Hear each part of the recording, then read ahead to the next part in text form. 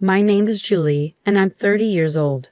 I work for a foreign investment company. My husband James has a job in services, but his contract is not stable because it gets renewed every year. This uncertainty makes us worried, especially towards the end of the year. James' family values government jobs a lot because his parents used to work for the government, and his sister still does.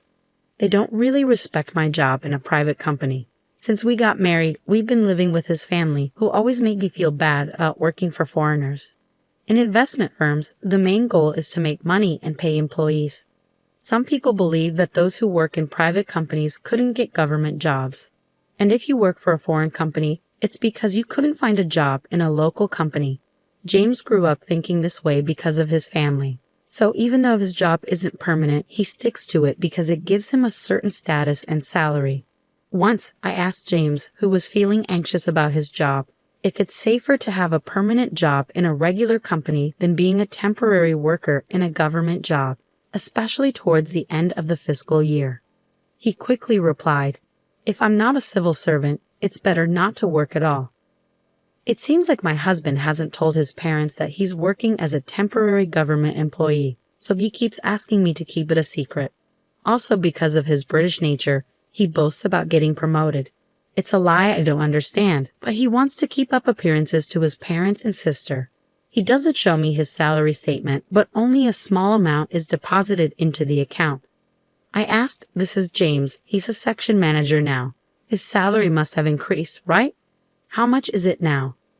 My husband quickly replied with just 4 words, "You can earn so much these days."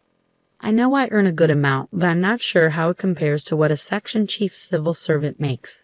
I work as a bond trader, and most of my salary comes from commissions. Lately, I've been making consistent profits, so compared to other employees in regular companies, I earn quite a bit. When my husband mentioned the amount of money, my mother-in-law looked impressed, but she couldn't compare it to what people earned in her time. "But it seems James is doing well," she said proudly. His sister, who works at the city office, overheard our conversation. If he worked at the city office, he might be at the level of a division head.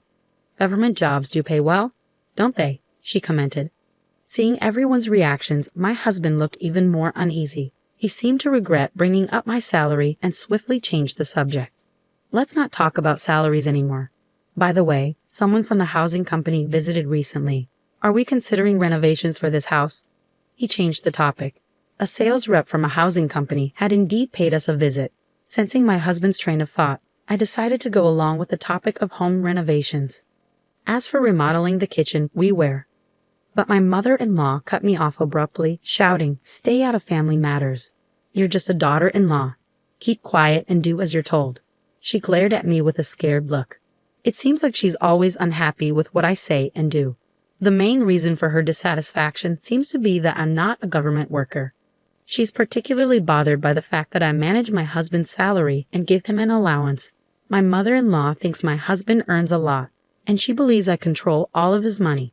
But in reality, most of his salary goes towards his personal expenses, and our living costs are mostly covered by what I earn. As for my sister-in-law, she doesn't contribute anything to our expenses. You're taking money from an elderly couple who only have their pension. James earns a lot, so you're not struggling, right? She says, without any intention of helping out. Living in my husband's family home means we don't have to worry about paying rent, and we can manage with just my salary. But the atmosphere at home is undeniably tense. Unable to join the conversation about the housing company, I hurriedly cleaned up the kitchen after dinner. Neither my mother-in-law nor sister-in-law offered to help with the housework. After finishing my job, I rushed back home to cook, clean, and do laundry without a break. One good thing about working for a foreign company is that I don't have to work overtime as long as I do my job well. Being able to leave work on time is a relief. It helps me keep my work and personal life separate, and I don't have to bring work home, which is a big advantage. On his days off, my husband works on his computer at home.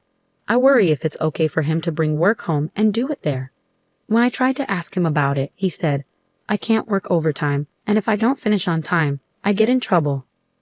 "Don't worry about it. It's not your concern." Ironically, I was the one being scolded. Lately, my husband has been in a bad mood, and he gets angry as soon as I try to talk to him. He even yelled at me when I asked about the housing issue. "It's none of your business. Didn't Mom tell you that already? Just follow the rules. That's all you need to do. Despite taking care of the household chores and finances in his home, I'm unhappy with my husband's attitude of keeping me in the dark. One day, someone from a home building company came to my in-laws' house with a computer. Everyone except me started discussing floor plans and looked at housing designs on the computer. When I tried to see what they were doing while having tea, she yelled at me, "You don't need to see this. Go away." I was surprised to learn that they were planning to build a new house instead of renovating the current one. My father-in-law had mentioned expanding the house because it was getting cramped. It seems that's what they're actually planning. My in-laws, who retired from their government jobs, have a lump sum of retirement money. I guess they intend to use that money to build a new house. And since I moved in, they've been living on their pension without paying any living expenses, so they should have plenty of money. I decided to distance myself from the situation. What worries me is whether my sister-in-law plans to live in the new house too. She's 28 years old and could get married, but there's been no talk of that, so I assume she'll be living in the new house.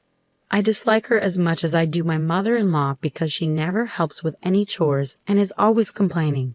I wish she would get married soon, but my father-in-law told the home builder, my daughter and her husband, my son, and us. Can we add another room? I want a house where all three households can live together. It was surprising to hear that my sister-in-law's husband might also live with us. But what's more surprising is that it's not about my son's family, but just my son. I was shocked that I wasn't included. The house they're planning to build is supposed to be quite big, but even so, the current site won't fit three households comfortably. Since my in-laws and sister-in-law are the ones building the house, I can't say anything, but I think keeping it clean will be a challenge. The man went out to see the model room and the construction site later. "You stay out of this. It's none of your business," my mother-in-law said spitefully. She probably expected me to argue back. She gave me a disapproving look when I didn't. It seems like the housing construction is moving forward. I'm not being told anything, but my in-laws and sister-in-law are getting ready for the move. Seeing my husband not doing anything, I asked, "Aren't you going to help with the move?" "Why should I? Aren't you the one handling it?" My husband got angry when he heard me speaking as if it were someone else's responsibility. I'm confused why he's getting mad when I don't even know when or where we're moving. Later on, whenever I had time, I started preparing for the move, but I packed our belongings separately. I was tired of my mother-in-law's attitude, and I was also feeling suspicious about my husband because of the new house. "When are we moving?" I asked my husband to confirm. "Just get ready. You don't need to know." "That's it," he replied. From conversations during meals, I gathered that the move was probably happening soon. But strangely, they're not telling me anything. Do they see me just as a housemate? I only found out about the move when the movers arrived. As I rushed, we started cleaning up the breakfast dishes. "Leave them. We'll buy new ones." "By the way, do you plan to move into the new house with us?" my mother-in-law asked. In that moment, I realized they were purposely excluding me from discussions of the new house's layout. And keeping me in the dark about the moving day was all part of their plan to kick me out of my in-laws' house. My husband, standing behind my mother-in-law and laughing, didn't say anything. He probably agrees with them. I had packed my things separately from my husband because I had a feeling this would happen. Now I'm being faced with hatred. From now on, only the family will live here. "Do as you wish," my mother-in-law said, looking displeased. My sister-in-law, looking worried, probably thought I begged to come with them while crying. Not happy with my reaction, my mother-in-law snapped. "Anyone who relies on someone else's earnings should leave now. James will build the new house and pay off the loan with his salary. We don't need a freeloader," she yelled angrily. I was actually the one planning to leave. When I heard about the mortgage repayment coming from my husband's salary, I had to hold back my laughter. It seemed my husband hadn't been informed by his mother about this plan. He looked surprised but realized he couldn't contradict his angry mother, so he just remained silent. It seemed his parents believed they wouldn't need to use their retirement money, and instead their son would pay off the loan and build a new house. I found it intriguing how they planned to handle the loan repayment, so I informed them with a smile, "Got it. I've decided to proceed with divorcing James." So I told them, "You all go ahead and move to the new house." My mother-in-law didn't like my reaction and started shouting, but my father-in-law and sister-in-law pulled her away, and they left the house. To my husband, who stayed behind, I said, "We'll bring the divorce papers later, so please give me your new address. I'm sure it's a splendid house. Since I haven't been informed at all, I'd like to see it." Reluctantly, my husband gave me the address. Since I didn't have many belongings, a friend helped me move them. Then, I changed all the public utility bills for my in-laws' house to my husband's name. I went back to my parents' house for the time being, and once I was settled, I went to the address my husband gave me to get his signature on the divorce papers. The new house where my husband and his family moved was indeed impressive. It was a grand 3-family home. As soon as my mother-in-law spotted me, she hurried over and yelled, "What are you doing here?" Ignoring her outburst, I asked my husband to sign the divorce papers. My mother-in-law then turned to him and said, "Useless wife. It's because she's not a government worker. Hurry up and say it." With a sarcastic tone, I turned to my mother-in-law and remarked, "What a splendid house. Are you sure you can afford it with James' salary?" My mother-in-law's face turned red with anger. "You're the outsider now, so don't concern yourself with us. Take the divorce papers and leave," she snapped. I wanted to savor the sight of my husband's pale face a little longer, but I grabbed the divorce papers and left immediately, keeping an eye on my furious mother-in-law. I went straight to the town hall to submit the papers and decided to start looking for a new place for myself. Feeling worn out from married life after that ordeal, I opted to live alone in a small apartment for a while. I found a property near my workplace that suited my needs, so I moved in right away and started afresh. Life became so much more comfortable without roommates boasting about being government workers or leaving all the chores to me. Just as I was starting to put my husband out of my mind, I suddenly received a call from an unfamiliar number. "I can't pay the loan, Julie. Will you come back to me?" "I'm calling from a friend's phone. I can't afford to pay the mortgage, electricity, water bills, or even my phone bill," my ex-husband said, his voice breaking with tears. I assumed he could ask his family for help, so I suggested, "Your sister has a stable job, and your parents are retired with pensions. They should have some savings, right?" When I dismissed his plea, my husband reluctantly confessed, "Actually, they don't have any savings left. My sister has debts and no extra money." Listening to my husband, it became clear that their retirement savings were nearly wiped out due to investment fraud, and his sister, who lived with their parents, had racked up significant debt by overspending on credit. This proud family of civil servants had nothing to hide. While I was living with them, they might have been able to keep it under wraps. But now that they've moved to a new house, they seem to be struggling to manage their lives and reach out to me out of desperation. However, I had no intention of reuniting with them. I declined their plea and ended the call. After that, the phone rang numerous times, but I continued to ignore it until the calls eventually ceased.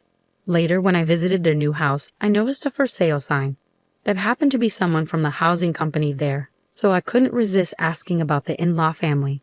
It turns out they sold the house immediately after it was built, but they still had a remaining loan. The housing company representative also mentioned, "I was surprised by that family. Despite their boasting, they said they would sell right away if they couldn't repay the loan because our relative was a cosigner. It seems to have caused some trouble. It seems that because a relative cosigned their loan, that relative had to take on the debt.